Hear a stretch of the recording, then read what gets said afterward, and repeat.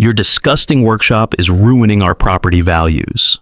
My HOA Karen neighbor threw that ultimatum at me before she crossed a line no neighbor should ever cross. She thought parking her $80,000 Range Rover inside my workshop would finally force me to submit to her demands. She was wrong. Dead wrong. What happened next turned our quiet suburban street into the most talked about neighborhood drama in the county. Let's just say she got exactly what she asked for, but not in the way she expected. This is completely true, and you won't believe how it ends.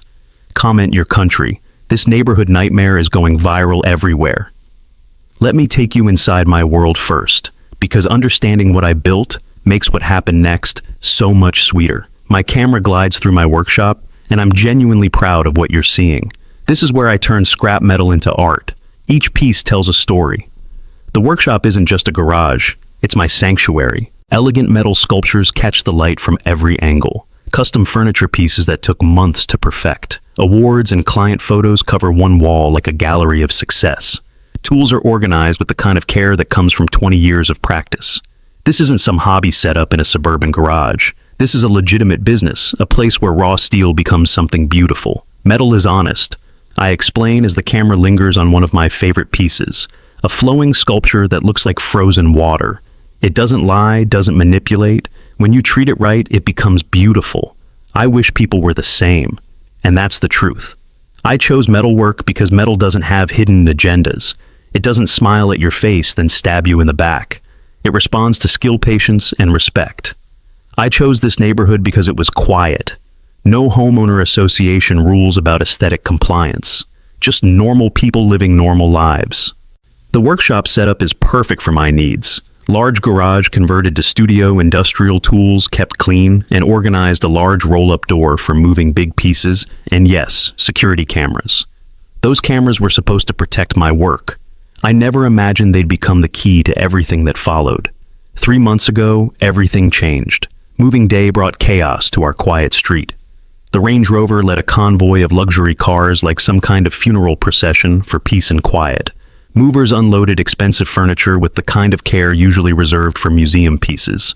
Then Dolores stepped out, and I knew immediately that trouble had arrived. She was perfectly dressed despite the early hour, clipboard in hand, surveying the street like a general planning a campaign.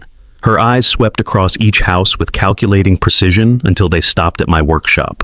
The look of disgust was immediate and unmistakable. This woman had made a decision about me before we'd even met. The next morning at exactly 7 a.m., my doorbell rang. Dolores stood there with a typed letter looking like she'd been up since 5 preparing for this moment.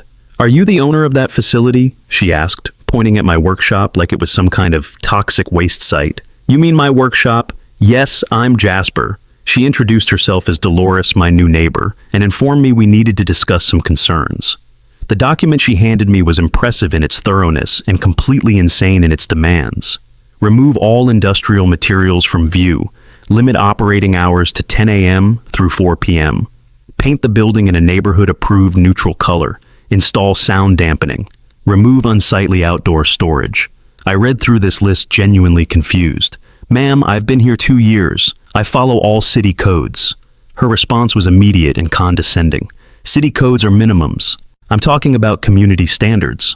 When I asked what community she was referring to, since she just moved in yesterday, she smiled that particular smile that would haunt my dreams. Exactly. Fresh perspective. 7 days to comply. Then she walked away without waiting for my response, leaving me standing in my doorway, holding this ridiculous document. The paper war began immediately. Daily letters appeared in my mailbox like some kind of bureaucratic harassment campaign. Noise complaints during perfectly legal hours. Safety concerns about sparks that had never been a problem before. Property value impacts with absolutely no supporting evidence. Threats of appropriate action that sounded ominous but were legally meaningless. I showed these letters to Arnold, my 65-year-old neighbor, who had become something of a friend over the past 2 years. "Son, I've seen this before." She pushed out the Hendersons with the same tactics. When I asked what happened to them, his face darkened. Sold their house for half its value just to escape the harassment. This woman had a system, and I was apparently next on her list. Week 2 brought a new strategy, blocking tactics. Dolores started accidentally parking her Range Rover in just the right spots to make my life difficult. She'd block my workshop driveway during delivery times, claiming she was visiting neighbors. She always moved just before it became illegal, timing her harassment with surgical precision to disrupt my work schedule. The first real loss came when a client arrived to pick up a commissioned sculpture and couldn't access my workshop because of her strategically placed vehicle. I had to reschedule, which made the client impatient, which led to a canceled $3,000 commission. That evening, sitting in my workshop, feeling frustrated and helpless, Arnold brought beer and we talked about what was happening. "She's systematic," he said, shaking his head. "Did this to 3 families before the Hendersons." When I asked why no one stopped her, his answer was simple and depressing. "She looks respectable, talks a good game. By the time people see through it, the victims are gone." Week 3 escalated to police involvement. A patrol car pulled up during my normal work hours, and the officer explained they'd received a noise complaint. "It's 2 p.m. on a Tuesday. I'm using standard tools," I protested, but he just suggested I warn neighbors before doing heavy work. Through my window, I could see Dolores watching from her house, that same satisfied smile on her face. That night, sitting alone in my workshop, I stared at the bills piling up, and another client email that made my stomach drop. "We heard about neighborhood issues. We'll go with someone else." My hands were shaking with anger as I looked at my security camera setup. The cameras I'd installed to protect my work were about to become something much more important. But what Dolores doesn't know is that I've been recording everything. And tomorrow, she's about to make the biggest mistake of her life. Will this finally be enough to stop her? Type evidence if you think security cameras are essential for dealing with difficult neighbors. Dolores had been watching my schedule with the patience of a predator. She knew my work patterns, tracked my client visits, studied my workshop security like she was planning a heist. And in a way she was. What she didn't realize was that her intelligence gathering was about to become the rope she'd hang herself with. The setup day arrived with perfect timing. I got a call from a potential big client about an $8,000 custom sculpture commission. The kind of job that could save my month and prove that one crazy neighbor couldn't destroy years of building my reputation. The irony was perfect. I needed to take this call outside because the cell reception in my workshop was terrible. 5 minutes outside to discuss the biggest commission of my year. 5 minutes that would change everything. While I stood in my driveway, excitedly discussing design details with a client who could single-handedly fix my financial problems, Dolores struck with surgical precision. My security camera caught everything in crystal clear detail. This wasn't some spontaneous act of madness. This was deliberate, calculated, and completely premeditated. She drove her Range Rover directly into my workshop, not parking near it, or accidentally bumping into something, but driving straight through my open roll-up door like she owned the place. The audacity was breathtaking. The calculation was terrifying. This woman had planned this moment down to the minute, waiting for exactly the right opportunity when I'd be distracted and vulnerable. The note she left on my workbench was written in expensive handwriting on cream-colored stationery, the kind of paper that screams money and entitlement. "Since you won't respect community standards, I'm helping you secure your property. Consider this a lesson in neighborhood cooperation. D." The passive-aggressive tone was infuriating, but the real gut punch was what came next. Before she'd even left my workshop, Dolores was on her phone with 911. "I need help. My neighbor has trapped my vehicle illegally." The speed of this call wasn't accidental. This woman had orchestrated the entire scenario to make me look like the aggressor while positioning herself as the victim. It was diabolical in its simplicity and effectiveness. My discovery of this nightmare unfolded like a bad dream in slow motion. I returned from my phone call riding high on the excitement of potentially landing my biggest commission in months, only to see a Range Rover sitting inside my workshop like some kind of surreal art installation. My workshop door wouldn't close because her car was blocking it. My expensive sculpture materials were now inaccessible. The workspace I'd spent years perfecting was suddenly held hostage by $80,000 worth of luxury vehicle. Reading her note, my hands shook with rage. Helping me secure my property, she drove into my workshop, and the violation felt personal and professional and completely devastating all at once. The police arrived with impressive speed, which told me Dolores had called them immediately after executing her plan. She was already there when they pulled up, playing the victim with Oscar-worthy performance skills. "Officer, I was trying to help my neighbor move his car to safety during the storm warning." When the confused officer asked about what storm warning, she doubled down without missing a beat. "The Weather Service issued one earlier. I was being neighborly." My protests sounded exactly like what they were. the angry rantings of someone who had been outsmarted and outmaneuvered. That's complete nonsense. She broke into my workshop. But Dolores had an answer for everything. I have a key. He gave it to me for emergencies. When I denied ever giving her a key, she looked directly at the officer and asked if I was calling her a liar. The psychology of the situation was perfect from her perspective and devastating from mine.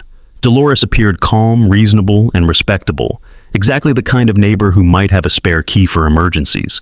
I appeared angry, defensive, and unhinged, exactly the kind of person who might falsely accuse a helpful neighbor. The officer saw no obvious signs of breaking and entering, because technically there weren't any. She'd driven through an open door. Their suggestion to work it out between neighbors was predictable and useless. Dolores delivered her final blow with practiced ease. I'll move my car when it's safe. The weather service recommends keeping vehicles in garages during severe weather. Then she walked away with that triumphant smile, leaving me standing with two police officers who clearly thought I was the problem neighbor in this scenario. That evening, Arnold found me sitting in my dark workshop, staring at the Range Rover that had turned my life upside down in the span of 10 minutes. "Saw the police cars earlier," he said gently, like he was talking to someone who had just been in an accident, which in a way I had. "She's destroyed me, Arnold. I can't work, can't access my tools, can't fulfill orders." The despair in my voice was real and complete. When he asked to see what happened, I showed him the security footage on my phone. Arnold watched the video with the focused attention of someone who understood exactly what he was seeing. Clear footage of Dolores driving deliberately into my workshop, timestamps showing I was outside during the entire incident, audio capturing her leaving that threatening note. This wasn't a misunderstanding or a neighbor dispute gone wrong. This was systematic harassment escalating to property invasion. Arnold's revelation hit me like cold water. "Son, you don't know who you're dealing with." When I asked what he meant, his explanation chilled me to the bone. "I used to work in neighborhood management before I retired. I've seen her type before. Professional neighborhood terrorists. They use the system to drive out anyone they don't like." The Henderson story became clearer and more terrifying. The Hendersons had a vegetable garden. She claimed it violated aesthetic standards, filed complaints daily, made their lives hell until they sold and moved. When I asked why no one helped them, Arnold's answer was brutally honest. "Same reason no one's helping you. She looks respectable, talks about community standards, makes herself seem reasonable." But then Arnold said something that changed everything. "You've been playing defense. Time to play offense." The plan that formed that night was born from desperation and crystallized by Arnold's unexpected wisdom. "She wants to play games. Let's play a game she can't win." When I asked what he meant, Arnold pointed directly at the Range Rover sitting in my workshop. "You're a metal artist, right? She just gave you raw materials." The suggestion was so outrageous I almost laughed. "That's a very expensive piece of metal sitting in your workshop, on your property, uninvited." Arnold brought legal documents that outlined property abandonment law with lawyerly precision. If a vehicle is left on private property for more than 24 hours without permission, the property owner has certain rights, the right to secure it, for safety purposes. Looking at my welding equipment, then at the Range Rover, then at my security cameras, the pieces clicked into place. She trapped herself, I realized. Arnold nodded approvingly. "Now you're thinking like a chess player instead of a victim. I'm about to do something that will change everything. But will my plan backfire and land me in jail instead? Comment, do it if you think Jasper should go through with his plan." The planning phase required the kind of precision I usually reserved for my most complex sculptures. I studied the Range Rover's position like an engineer analyzing a blueprint, measuring distances and angles with professional care. This wasn't going to be some amateur revenge fantasy. This would be art, real art with meaning and purpose and professional craftsmanship. I sketched designs on paper, working through different approaches until I found the perfect solution. This wasn't vandalism or destruction. This was transformation. I was going to turn Dolores's trap into something beautiful and meaningful and completely inescapable. The materials inventory was perfect. Steel bars from my current project, plenty of welding rods, cutting torch metal, mesh panels, industrial hinges. Everything I needed to create something that would be remembered long after this neighborhood drama was forgotten. Arnold returned as I was finalizing my plans, and I could see the concern in his eyes. "Second thoughts?" he asked, probably hoping I'd come to my senses and choose the safe path. But I'd moved beyond safe, just making sure I do this right. When he asked about the design, I explained my vision. A cage, but not just any cage. an art installation about freedom and consequences. The beauty of the plan was its legitimacy. This would be real art with real meaning, not just petty revenge disguised as creativity. Arnold brought something that made everything legal and bulletproof. Official property security notices, completely legitimate documents that established my right to secure abandoned property. That you're securing abandoned property for safety purposes. 24-hour notice before removal. The legal foundation was solid as steel. Hour 1 was all about foundation work.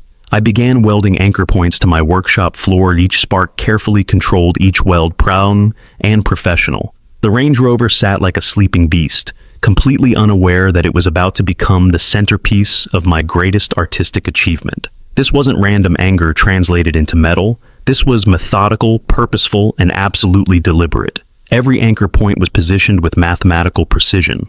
Every weld was clean and strong and permanent. By the end of the first hour, the foundation was set, and there would be no going back. Hours 2 and 3 were framework time. Vertical bars began rising around the vehicle like the skeleton of something magnificent and terrible. This wasn't random construction. This was deliberate design, creating geometric patterns that would be beautiful even as they served their functional purpose. Each vertical bar was positioned to create visual flow while ensuring complete containment. The Range Rover was becoming the centerpiece of an art installation, whether Dolores appreciated art or not. My internal monologue kept me focused on the deeper meaning. Every piece of metal tells a story. This one tells the story of consequences. This wasn't just revenge. This was a lesson in cause and effect, rendered in steel and determination. Hours 4 and 5 brought the walls into existence. Horizontal supports connected the verticals, and the Range Rover became clearly and completely contained within something that was undeniably beautiful. Functional art at its finest. This wasn't a prison. It was a gallery piece that happened to contain the evidence of its own necessity. Professional craftsmanship showed in every joint, every angle, every deliberate design choice. Anyone looking at this installation would recognize the skill and artistry involved. This wasn't vandalism disguised as art. This was art that served justice while maintaining aesthetic integrity. Hour 6 was for artistic touches that elevated the entire piece from simple containment to genuine artistic expression. Decorative elements were welded in with the same care I'd use for a commissioned piece. Curved pieces created visual flow that drew the eye around the entire installation. Small gaps ensured air circulation, because even in revenge I maintained professional standards. The craftsmanship was museum quality, which made the deeper irony even more delicious. Dolores had tried to destroy my artistic livelihood, so I was preserving her property inside my art. Hours 7 and 8 completed the transformation with an overhead grid that turned containment into complete artistic enclosure. The Range Rover was no longer just trapped. It was transformed into the centerpiece of an installation that could legitimately be displayed in a contemporary art museum. The piece was titled Consequences, in my mind, and it explored themes of action and reaction, intention and result, the relationship between community standards and individual expression. When I stepped back exhausted but satisfied, I was looking at a masterpiece that happened to contain $80,000 worth of luxury vehicle. The finishing touches required the same attention to detail I had used for any commissioned piece. A professional metal sign was welded to the front, clearly identifying this as legitimate art, rather than simple containment. Gone Fishing, back in 2 weeks, was followed by a smaller sign that established artistic legitimacy. Art Installation Consequences, Mixed Media, with my signature James Morrison 2024. Documentation was thorough. Photos from every angle, video walkthrough artist's statement, prepared legal notices posted properly. This installation would stand up to any scrutiny because it was legitimate art created through legitimate artistic processes. Arnold's final inspection confirmed what I already knew. This was beautiful work that happened to solve an ugly problem. Beautiful work, he said, and I could hear genuine admiration in his voice. When I asked if he thought Dolores would appreciate the artistry, his response was perfect. "Oh, I think she'll have a very strong reaction." The escape plan was already in motion. Suitcase-packed ride arriving in 30 minutes, phone ready to be turned off, email autoresponder, prepared with professional artistic language. For the first time in months, I felt completely free. The airport departure felt like emerging from a tunnel into sunlight. Sitting in the rideshare vehicle, looking back at my workshop with its new art installation, I watched the peaceful sunrise over suburban Maple Street and felt something I hadn't experienced in months. Genuine peace. The autoresponder message was crafted with professional artistic language that positioned everything in the proper context. Thank you for your interest in my work. I am currently on a creative retreat and will return in 2 weeks. My latest installation, Consequences, is on display at my workshop. It explores themes of action and reaction in modern neighborhood dynamics. Jasper. Arnold's promise to keep an eye on things was reassuring, but honestly, I wasn't worried. The installation was legally sound, artistically valid, and personally satisfying in ways that simple revenge never could have been. I'm flying to paradise while Dolores is about to discover what I've done. But what if she finds a way to destroy my life while I'm gone? Type genius. If you think this revenge plan is perfect. 7 a.m. was Dolores's usual inspection time, when she'd emerge with her coffee to survey her domain and ensure everything met her exacting standards. This morning's discovery would exceed even her wildest expectations for neighborhood drama. She walked toward my workshop with the confident stride of someone who believed she'd won a decisive victory, ready to gloat over her successful property invasion. But her stride faltered, then stopped completely as her brain struggled to process what her eyes were showing her. What is that? The Range Rover was completely encased in a metal structure that was undeniably professional, undeniably artistic, and undeniably permanent. This wasn't vandalism or random destruction. This was clearly the work of a skilled craftsman who'd turned her vehicle into the centerpiece of something that belonged in a contemporary art museum. The sign made everything worse from her perspective and better from mine. Gone fishing, back in 2 weeks, was bad enough, but the artist's statement below it made everything legally bulletproof. Art installation, Consequences, mixed media, with my signature and date. Legal notices were posted properly, everything done by the book with professional precision. Dolores's first reaction was pure denial, the kind of psychological defense mechanism that kicks in when reality becomes too absurd to accept. This is impossible. This is illegal. She pulled at the metal bars with increasing desperation, but professional welding doesn't yield to angry tugging. The structure was solid, immovable, and completely legitimate under every applicable law. Phone calls began immediately and continued with mounting desperation. Calling my number went straight to voicemail, which triggered the autoresponder mentioning the art installation currently on display. Calling the police brought the same officers from the previous day who approached the installation with obvious confusion and grudging professional admiration. "Ma'am, this appears to be an art installation on private property." When Dolores screamed that it contained her $80,000 vehicle, the officers pointed out the obvious problem with her position, which you left on his property without permission. Her story about helping during a storm warning fell apart immediately when the officers confirmed there had been no weather advisory. The legal reality was simple and devastating. She had no legal standing to complain about art created on private property using abandoned materials. The officers' private conversation, which Dolores couldn't hear, but I would later learn about from Arnold, revealed their growing skepticism about her version of events. Remember her from yesterday? Something felt off. The story about having a key never made sense, and now they were looking at professional artistic work that clearly represented significant time and planning. Guys got security cameras. Bet they tell a different story. The law enforcement was beginning to see through Dolores's performance, which marked the beginning of her transition from neighborhood authority figure to isolated problem case. The community reaction exceeded every prediction I could have made. Word spread through the neighborhood like wildfire, and residents emerged from their houses with coffee cups and curiosity. The installation was genuinely impressive from an artistic standpoint, which made the underlying drama even more fascinating for people who'd been watching this conflict develop. Mrs. Miller, the elderly neighbor who'd lived on Maple Street for 30 years, provided the perfect community response. "Is that Dolores's car in there?" When Arnold confirmed it appeared to be an art installation, now her response was immediate and satisfying. Good for him. She's been terrorizing this street since she arrived. This woman who had seemed so respectable and authoritative was suddenly revealed as the neighborhood problem everyone had been afraid to confront. The Johnson family's reaction provided generational perspective that made everything even more delicious. Remember when she complained about our kids' chalk drawings? Mrs. Johnson's reminder sparked a cascade of similar stories. Or when she tried to ban the Patels' wind chimes. Their teenage son immediately recognized the viral potential. This is so going viral.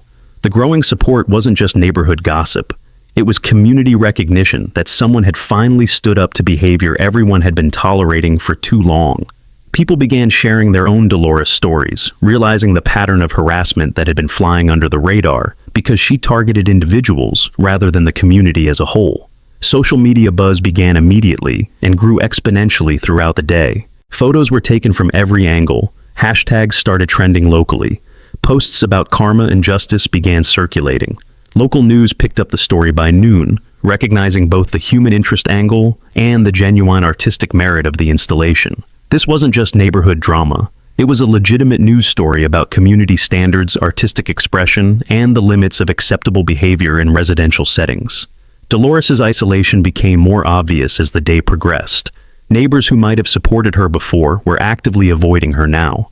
The angry phone calls to various authorities became increasingly desperate and decreasingly effective. Her failed rescue attempts revealed the depth of her miscalculation and the completeness of her defeat. The tow truck company's response was immediate and decisive. "We don't do demolition, ma'am." When she insisted they needed to remove her car immediately, the dispatcher's confusion was obvious. "From where, ma'am? It's trapped in metal bars. We don't do demolition, ma'am." The locksmith's visit was even more futile and expensive. "Lady, this isn't locks. This is welding. You need a metal cutter." When Dolores asked about cost, his estimate was brutal. "Few thousand, maybe more. That's professional work." Her lawyer friend delivered the final legal blow. "For what creating art on his own property, you trespassed first." The conversation was brief and definitive. Shouldn't have left it on his property without permission. City Hall provided no relief and additional humiliation. The zoning clerk was professionally patient, but absolutely clear. Art installations are permitted on private property with proper notices.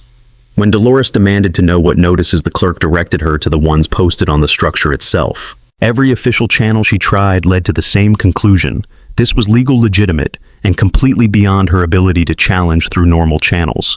The woman who had built her reputation on using official channels to harass others discovered that official channels could also be used against her when someone understood the system better than she did. The transformation of neighborhood dynamics was immediate and dramatic. People who had been afraid to cross Dolores were suddenly emboldened by seeing her power neutralized so completely and publicly. Children pointed and giggled as they walked past the installation. Teenagers made videos. Adults brought friends by to see the neighborhood's newest tourist attraction. The art installation wasn't just containing Dolores's car. It was containing her authority and neutralizing her ability to intimidate anyone else. She'd become the neighborhood entertainment rather than the neighborhood enforcer. Dolores is getting desperate, and desperate people do dangerous things. What lengths will she go to when she discovers the security footage that could destroy her reputation forever? Comment karma. If you think Dolores is getting exactly what she deserves. Arnold's investigation began the moment I left for the airport, and his 30 years in neighborhood management made him uniquely qualified to document what was really happening on Maple Street. He reviewed my security footage with the methodical attention of someone who understood exactly what he was looking at. Clear documentation of deliberate harassment escalating to property invasion. The timestamps proved premeditation. The audio captured threats, and the visual evidence showed a pattern of behavior that went far beyond simple neighbor disputes. Arnold wasn't just helping a friend anymore. He was building a case that would permanently change the power dynamics in our community. Building a coalition required Arnold to visit each neighbor individually, documenting stories that revealed the systematic nature of Dolores's harassment campaign. The Hendersons agreed to participate via video call, eager to finally tell their story to people who would listen and believe them. "We'd love to," Mrs. Henderson said when Arnold asked if they'd testify about their experience. "She destroyed our lives, and we want to make sure it doesn't happen to anyone else." The pattern became clearer with each conversation. Dolores targeted anyone who didn't conform to her vision of neighborhood perfection, using official-sounding complaints and systematic harassment to drive out families who'd lived peacefully for years. The emergency neighborhood meeting that Arnold organized drew nearly every household on Maple Street, filling the community center with a tension that had been building for months. Dolores arrived with a folder full of threatening legal documents and the confidence of someone who believed her authority was still intact. The community was divided, with newer residents unsure about what was happening and longtime neighbors ready for answers they'd been seeking for months. When Dolores stood to speak, her opening salvo was exactly what everyone expected. "This man has committed vandalism and theft." She waved her legal papers like weapons demanding community action against me for what she characterized as criminal behavior. Some initial support came from residents who didn't understand the full situation yet. Maybe we should hear both sides, suggested someone who had only seen the dramatic art installation without understanding the events that led to its creation. Dolores seized this opening immediately. There's only one side, the law. Her confidence was absolute and completely misplaced. When Arnold stood up with his laptop and projector, the entire energy in the room shifted. Before we continue, everyone should see this. The phrase was simple, but everyone understood they were about to witness something that would change everything about how they viewed this conflict. The video evidence was devastating in its clarity and completeness. Crystal clear footage showed Dolores watching me leave my workshop, then deliberately driving her Range Rover through my open door.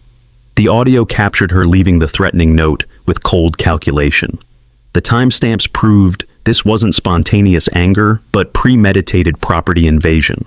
Most damning of all, the footage showed her immediately calling police to report me for the very crime she'd just committed herself. The room went completely silent as the implications sank in. This wasn't a neighbor dispute. This was systematic manipulation of law enforcement to harass someone who'd done nothing wrong. Arnold's revelation about his background provided context that made everything even more powerful. I should mention, I worked in neighborhood management for 30 years. I know harassment when I see it. His professional credentials gave weight to what everyone had just witnessed. This wasn't just one neighbor supporting another. This was an expert in community relations, identifying behavior that violated every standard of acceptable neighborly conduct. The video evidence combined with professional analysis created an overwhelming case that even Dolores's most dedicated supporters couldn't ignore or explain away. The community testimony that followed was like opening floodgates that had been holding back months of frustration and fear. Mrs. Miller stood first, her voice shaking with anger she'd been suppressing for too long. She complained about my garden wind chimes, said they were noise pollution. The Johnsons followed with their own story. She tried to ban our kids from playing in our own front yard. The Patels described complaints about their cultural decorations being not neighborhood appropriate. Each story revealed the same pattern: systematic targeting of anything that didn't conform to Dolores's vision of acceptable community life. The Henderson family's video testimony provided the most powerful evidence of what happened when Dolores's harassment campaign succeeded. She made our lives so miserable we sold our home for half its value just to escape, Mrs. Henderson explained, her voice breaking with emotion. We'd lived there for 15 years, raised our children there, planned to retire there, but she made it impossible. Their story put everything into perspective. This wasn't just about property disputes or noise complaints. This was about a systematic campaign to drive out anyone who didn't meet arbitrary standards imposed by someone with no legitimate authority to impose them. The pattern that emerged from all these testimonies was clear and terrifying. Dolores didn't target everyone. She was too smart for that. She targeted individuals and families who were different in some way, isolating them from community support through her apparent respectability and official-sounding complaints. She used the natural human tendency to avoid conflict to prevent neighbors from supporting each other.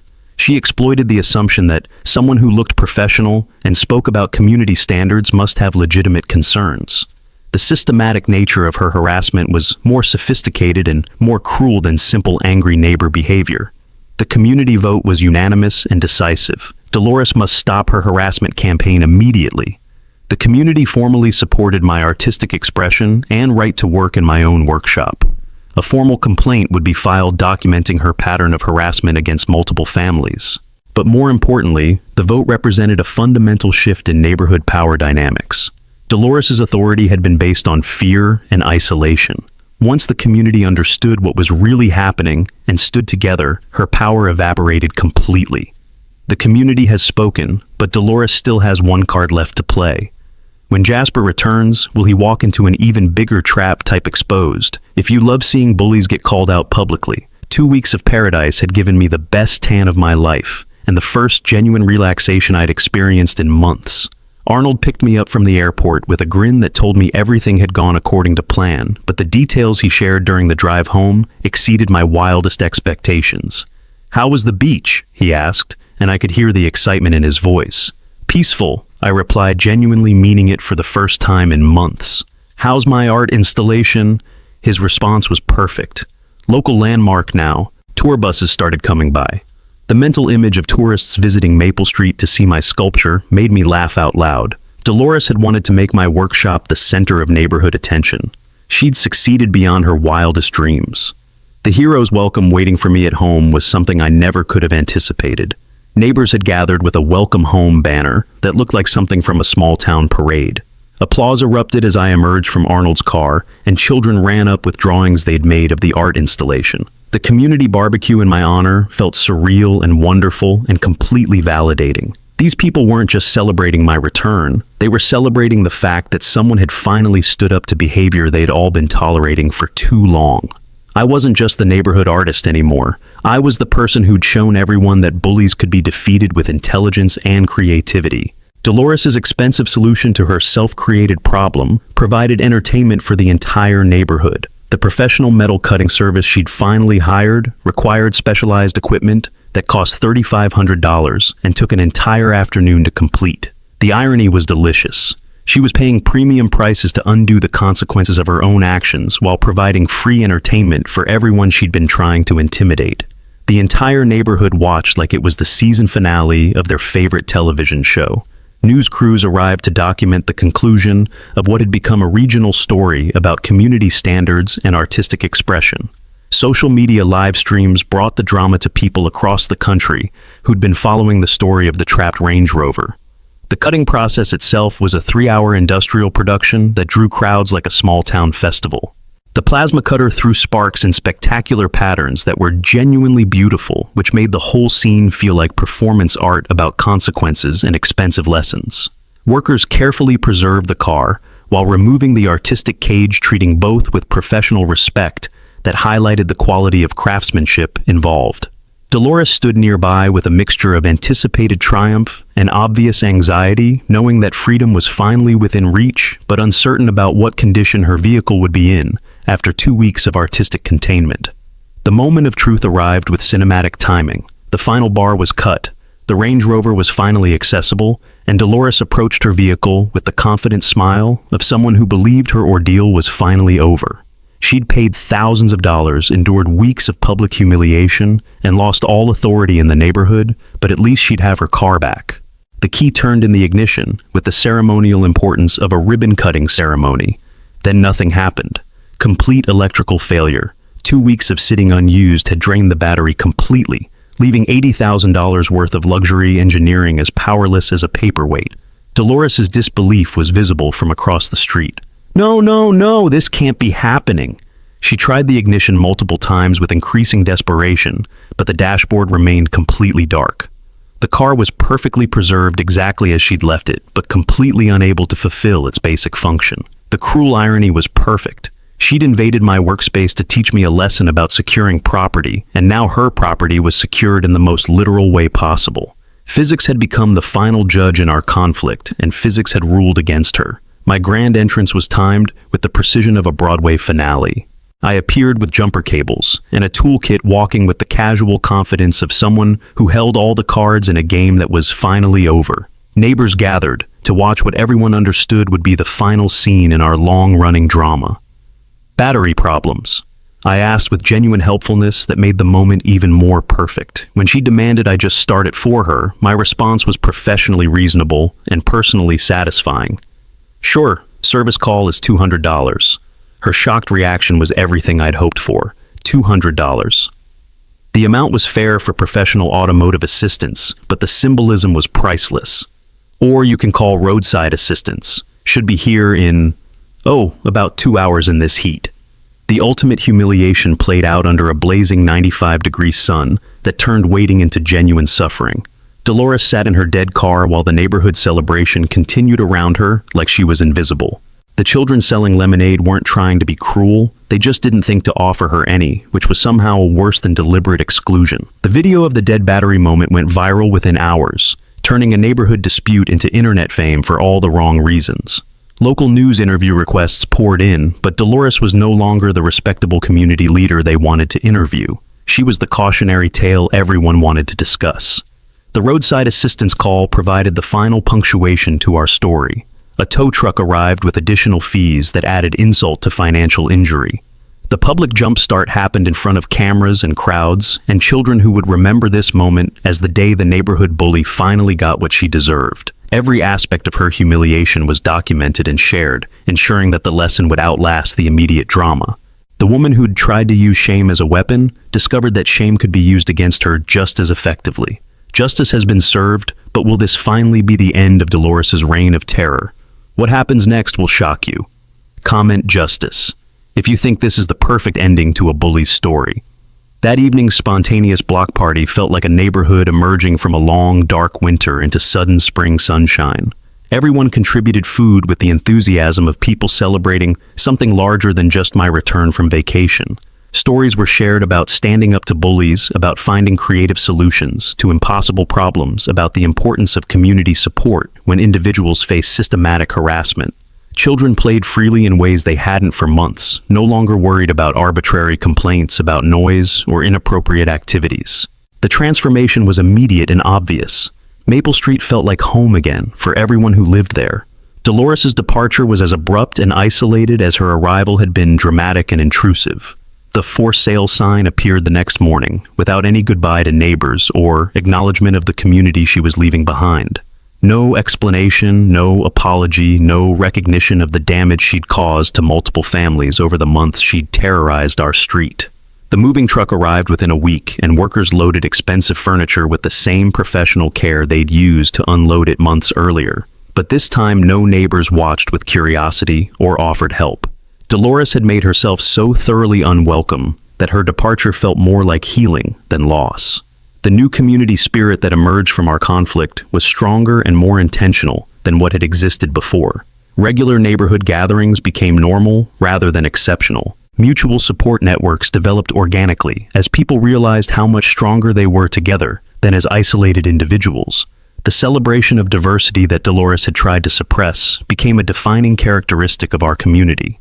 Arnold's natural leadership qualities, which had been hidden during Dolores's reign of intimidation, emerged to help guide positive changes that made everyone feel more secure and more valued.